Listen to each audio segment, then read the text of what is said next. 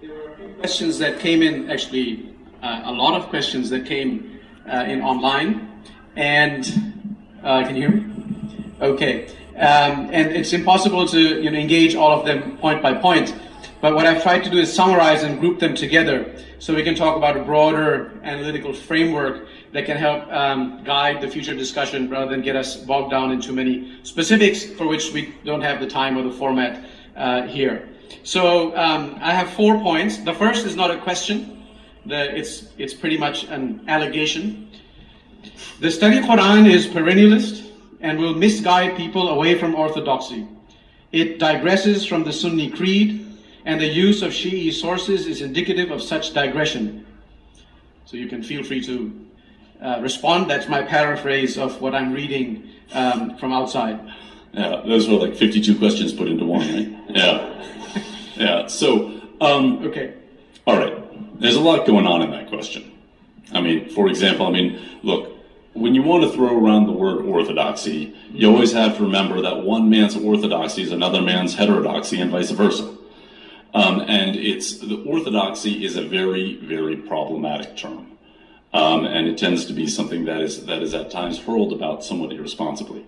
And yeah, there are positions in the study Quran where you've got Shia. Look, there's stuff in there I don't agree with.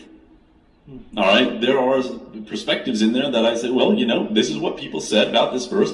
This is really a very widespread interpretation and understanding of this verse. I don't agree, but here it is. You don't have to agree with it.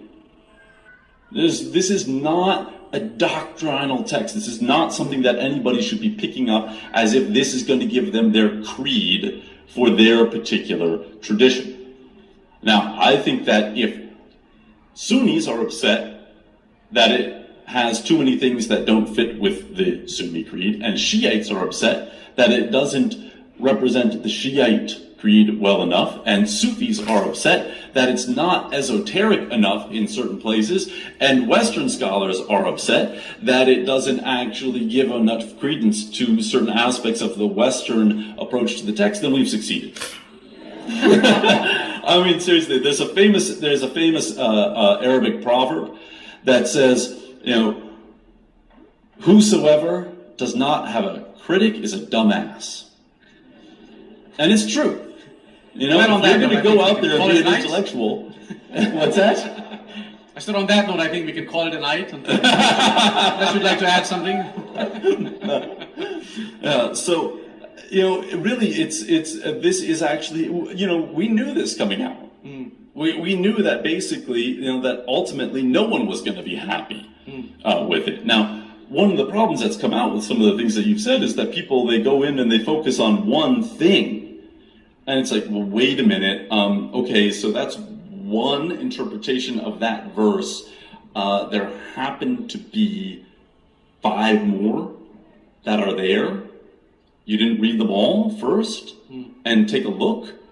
And if you didn't like that particular one, then, big deal. There's stuff in Tabari. Look, if you really go sit down and read the Tafsir tradition for a while, there's stuff in there that'll make your hair stand on end. And it's not all in the study Quran, I guarantee you. There's some stuff in there where you would sit down there and your jaw, you would say, Fakhruddin Razi wrote that! And sit there. So there are a lot of things that are in there. It is a broad